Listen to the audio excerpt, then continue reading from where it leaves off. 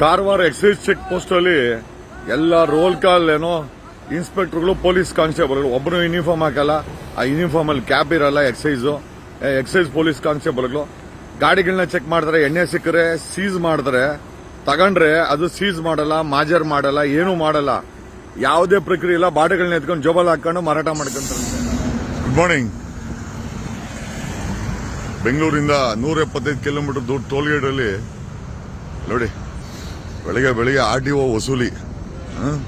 ನೋಡಿ ಇವರೆಲ್ಲ ಡಾಕ್ಯುಮೆಂಟ್ ಇಟ್ಕೊಂಡು RTO गया डॉक्यूमेंट दिखाया रेगुलरली पेमेंट देता है क्या? हाँ कितना देता है? मैं अंदर करो, सच नहीं बोलागा तो अंदर करो देगा. घूस कितना देता है बोल. घूस घूस घूस काहे का देता है? नहीं देता है. मैं होशियार है. ನಮಸ್ಕಾರ ಕರ್ನಾಟಕ.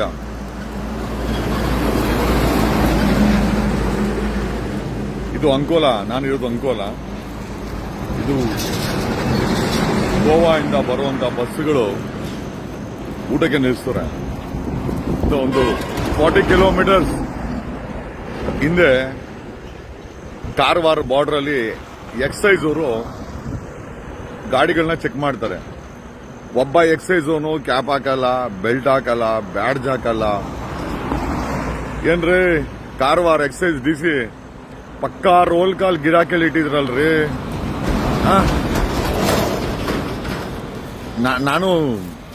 ನನ್ನ ಯಾವ ಎಲ್ಲಾ ಬಸ್ಸುಗಳನ್ನು ಚೆಕ್ ಮಾಡ್ತಾರೆ. ಸರ್ಕಾರಿ ವಾಹನ ಚೆಕ್ ಮಾಡಲ್ಲ. VIP ಗಾಡಿಗಳು ಚೆಕ್ ಮಾಡಲ್ಲ. ಎಲ್ಲಾ VIP ಗಾಡಿ ತುಂಬಾ ಸರ್ಕಾರಿ ವಾಹನಗಳು ತುಂಬಾ ಬರೀ ಡ್ರಿಂಕ್ಗಳು ಒಂದೊಂದು 10 ಕೇಸ್ ತುಂಬ್ಕೊಂಬತ್ತಾರೆ. ಯಾವ್ದನ್ನು ಚೆಕ್ ಮಾಡಲ್ಲ. ಅಲ್ಲಿ ನಿಮ್ಮ ಎಕ್ಸೈಸ್ ಆ ಶೆಡ್ ಐತಲ್ಲ, ಆ ಚೆಕ್ ಪೋಸ್ಟ್, ಅದರಲ್ಲಿ ಯಾರಿಗೆ ಅಕಸ್ಮಾತ್ ನಿಮ್ಮವರನ್ನ ತಪ್ಪು ಮಾಡಿದ್ರೆ ಎಲ್ಲಿ ಕಂಪ್ಲೇಂಟ್ ಕೊಡಬೇಕು ಅಂತೆಲ್ಲ ಒಳ್ಳೆ ಕೋಳಿ ಅಂಗಡಿ ಡಬ್ಬ ಇದ್ದಂಗೆ ಐತೆ ಕಾರವಾರ ಎಕ್ಸೈಸ್ DC ಅವರೇ.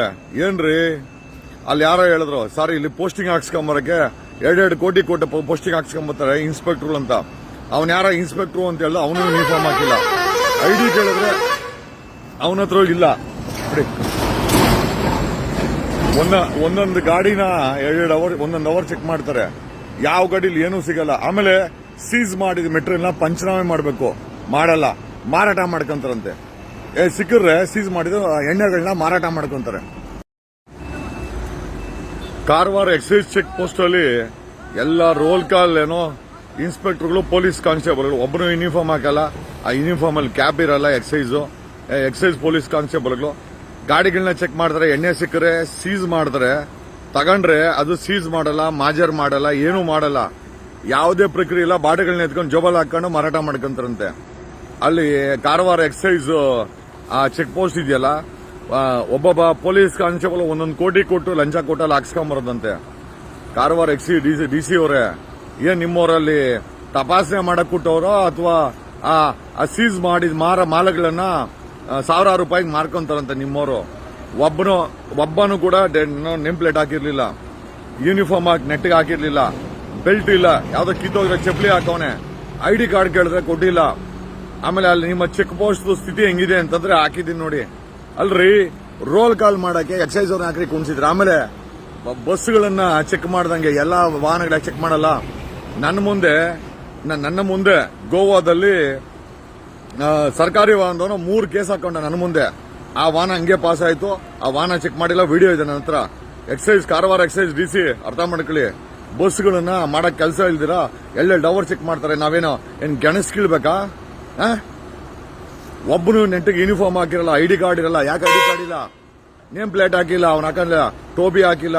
ಅಲ್ಲಿ ಅಕಸ್ಮಾತ್ ನಿಮ್ಮ ತಪ್ಪು ಮಾಡಿದ್ರೆ ಯಾರು ಕಂಪ್ಲೇಂಟ್ ಕೊಡಬೇಕು? ಇವತ್ತು ಎಲ್ಲ ಮೆಟೀರಿಯಲ್ ಸೀಸ್ ಮಾಡಿದ್ದು ಪಂಚನಾಮೆ ಅವನು ಮಾಡಿಲ್ಲ. ತಗೊಂಡ ಬೆಳಿಗ್ಗೆ ಮಾರ್ಕಂತಾರೆ ನಿಮ್ಮವರು. ಇದಕ್ಕೋಸ್ಕರನಾ ಅಲ್ಲಿ ಕಾರವಾರಲ್ಲಿ ಆ ಗೋವಾ ಎಕ್ಸೈಸ್ ಅವರು ಒಂದು ಬಸ್ಸನ್ನು ಚೆಕ್ ಮಾಡಲ್ಲ. ಅಲ್ಲ ಗೋವಾಗೆ ಹೋದ್ರೆ 2 ಬಾಟ್ಲಿ ಕಂಬತ್ತಾರೆ.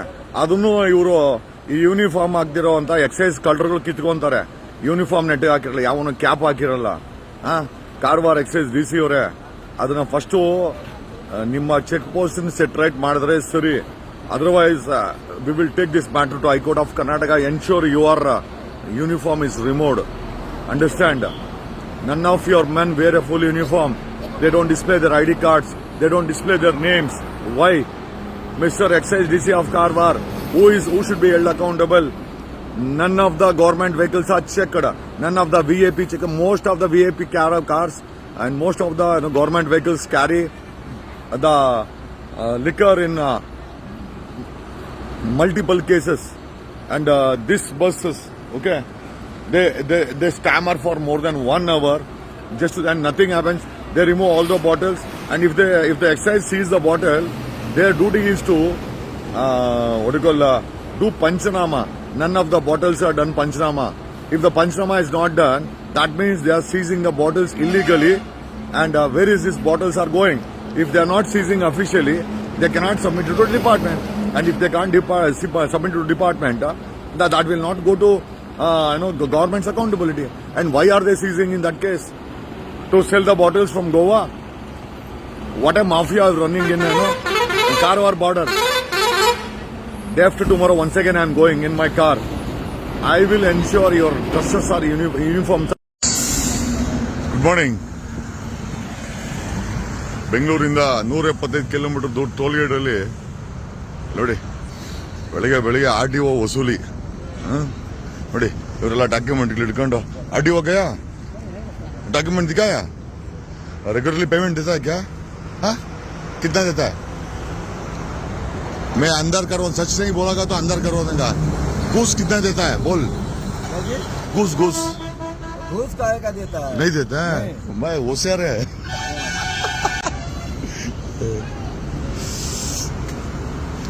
ನೋಡಿ ಬೆಳಿಗ್ಗೆ ಡ್ಯೂಟಿ ಮಾಡ್ತವ್ರೆ RTO.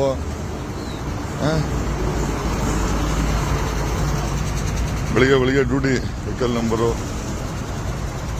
ಹಿಡಿತಾರೆ ಬೆಳಿಗ್ಗೆ ಎಲ್ಲಪ್ಪ ಇನ್ಸ್ಪೆಕ್ಟ್ರು